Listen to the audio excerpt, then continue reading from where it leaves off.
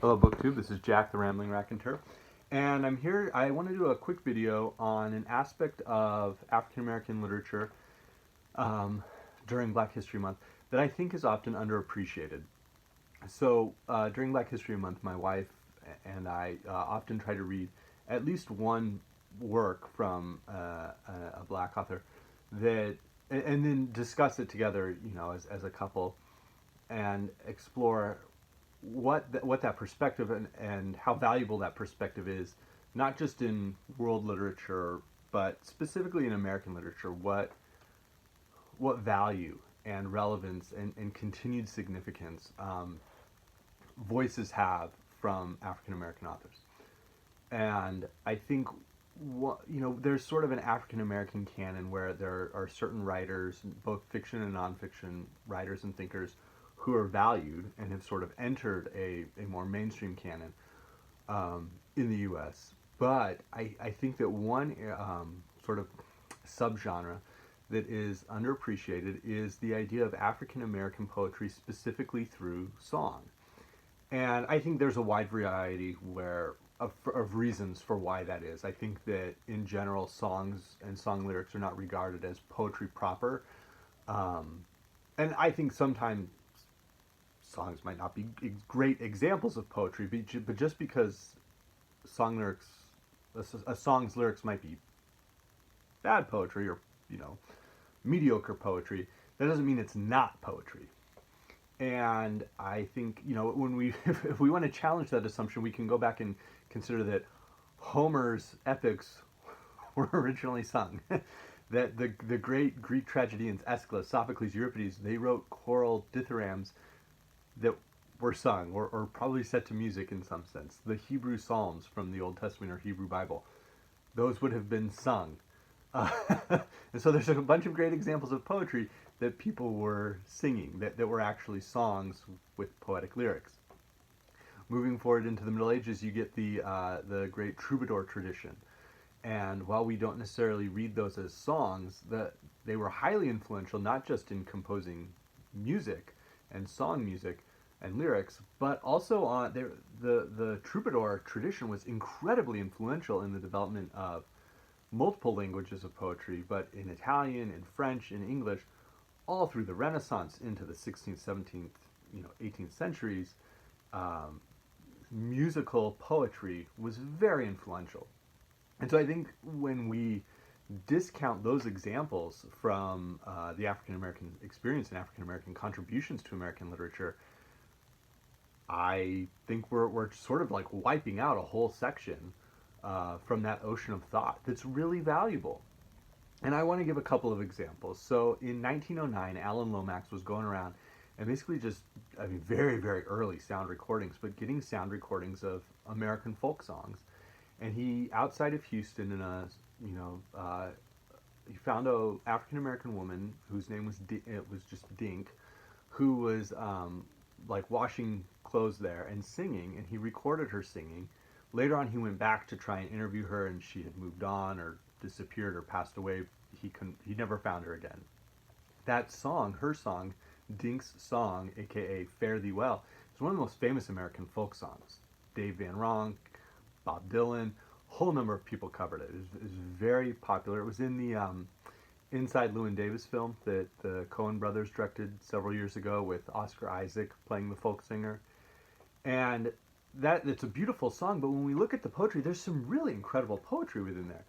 Um, if I had wings like Noah's dove, I'd fly up the river to the one I love. That's a that's a great lyric. It speaks to so many things. Fare thee well, oh honey, fare thee well.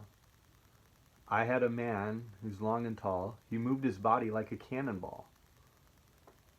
The imagery that this woman is capturing in her song is wild. One of these days it won't be long. They'll call my name and I'll be gone. Early one morning in the drizzling rain, in my body I felt an aching pain. I mean, they can be simple lyrics, but they're incredibly poetic. They're incredibly beautiful, and the simplicity masks just such a level of vitality and beauty. And there's a reason it's such a well-known and it's been covered so many times. It's a great poem. It's a great song.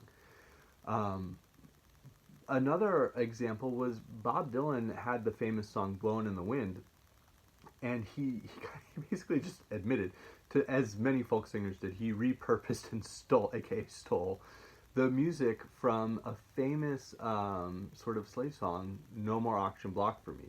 And I think this is an example of how valuable African American poetry through song can be.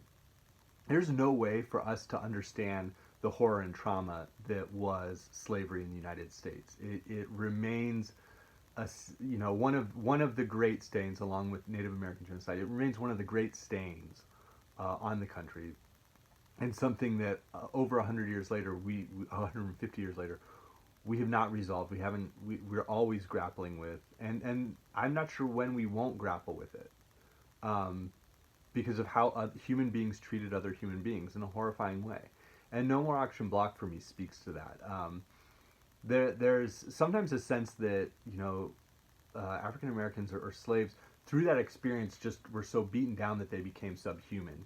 Melville Herskovitz in I believe it was the 1940s, maybe the 1930s, middle of the 20th century, did a lot of studies to show that despite all of the horrors and trauma they had suffered, African American slaves had actually preserved aspects of African language and African culture throughout that time of enslavement, and that it was even still present in the 20th century.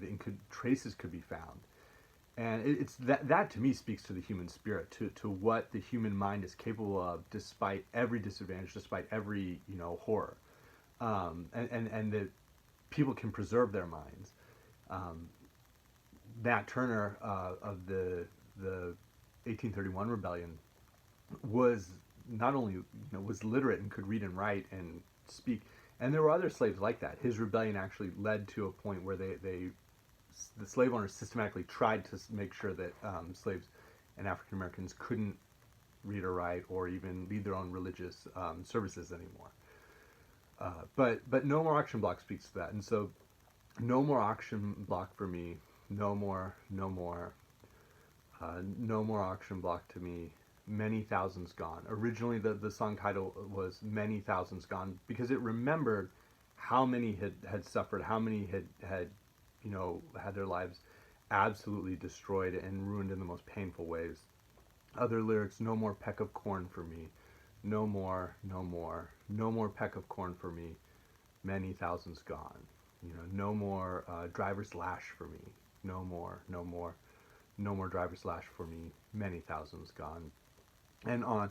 No more pint of salt, talking about how slave owners had restricted the food with the peck of corn or the pint of salt, and claimed they would give this to slaves, and they didn't. And so you have people who had endured slavery able to form in language specific examples of their experience and combine it together.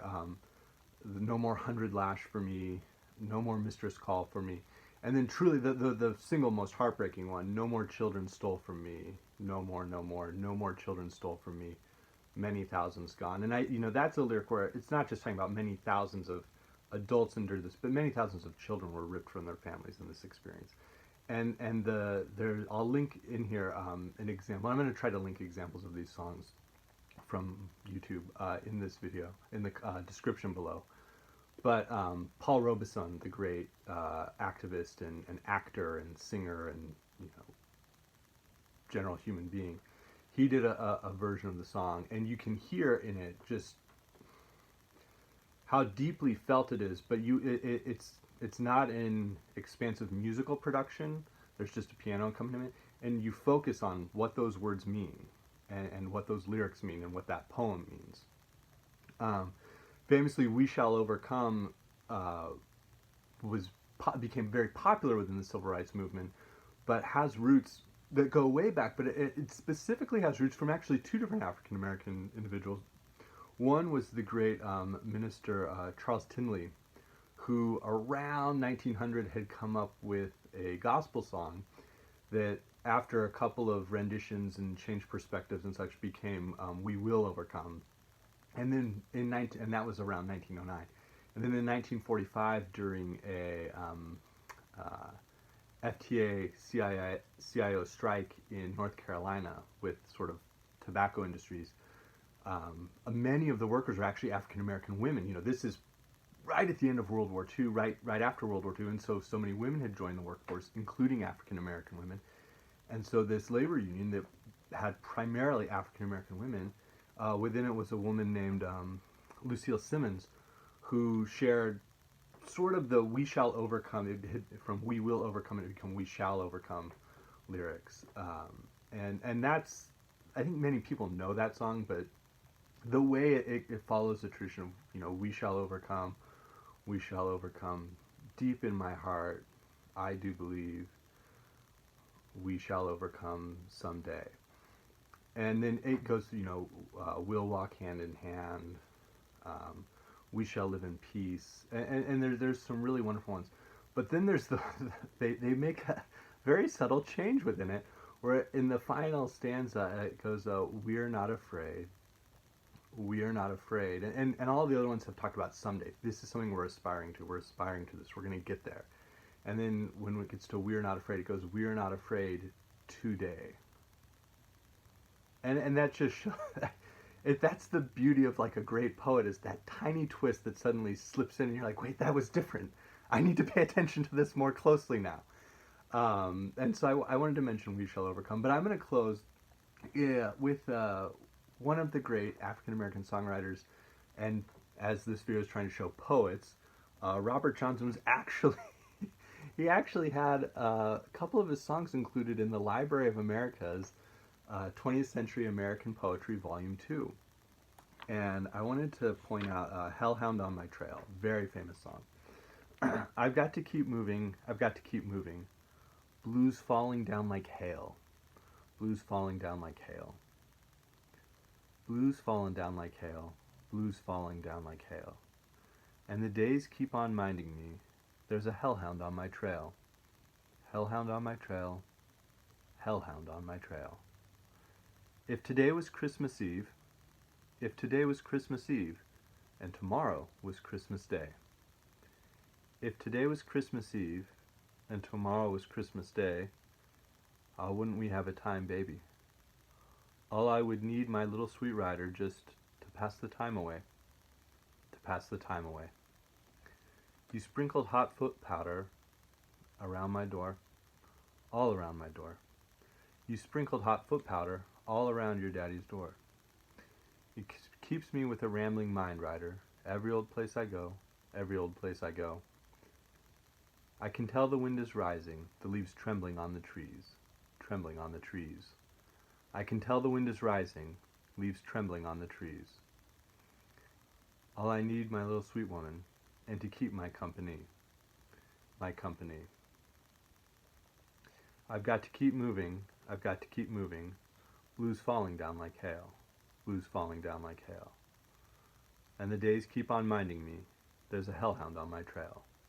Hellhound on my trail. And there's all sorts of stories about Robert Johnson, and he sold his soul to the devil to learn how to play guitar.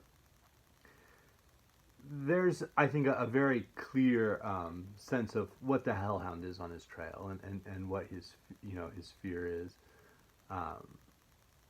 And it's not a spiritual hellhound necessarily that's on his trail. This is a man who's living in Jim Crow South, who knows, as in the famous Crossroad Blues song, he knows if he's out on that crossroads and darkness falls and the wrong car comes along and he asks to get a ride, that's it for him. And he's talking about, he wants to go find this woman that he loves, but his reality is thankfully very different from my reality and the reality of my family and those around me. But it's a reality that we need to recognize. And he expresses, blues falling down like hail. That's an incredible image that we have. That's truly an incredible image. The idea of sprinkling the foot powder. He crams it with imagery, but the blues falling down like hail is an absolutely masterful lyric. So those are some examples of what I'm going to call African American poetry, even though they're in songs. And I guess I would just encourage you, just if you're listening to music, try to think, like, is is there a beautiful poem nestled within that song, within that music? And you know, who came up with it? Maybe their experience is really valuable and something we can learn from. So thank you, BookTube.